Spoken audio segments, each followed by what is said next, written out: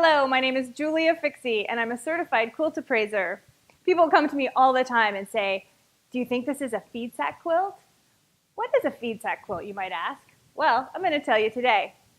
Feed sacks are what women during the Depression and the war would use to bring home grain, sugar, flour, and things like that from the store. Sometimes feed sacks were made of burlap, kind of like this one. You can see the weave is really rough, and it's very basic printed burlap.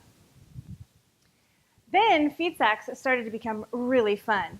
They became something that women could use to make clothes, dolls, and other things such as quilts. So here's a great example of a feed sack a woman might use to make her clothes and her dolls and her quilts. This feed sack is beautiful. It came with the label, and then the women would open it up, and it would be a nice big piece of fabric to make something out of. Feed sacks came in an all-over print like the one you just saw, and sometimes they came with a nice border like this one. This is a beautiful one with a bright red border. Women would use these to make all kinds of things, including dolls. I have a wonderful doll that I just love. This doll is made out of a cake flour feed sack. Isn't she beautiful? The quilts behind me may or may not be made of feed sacks. I've looked already, and I know. This one is made of feed sack-like fabric.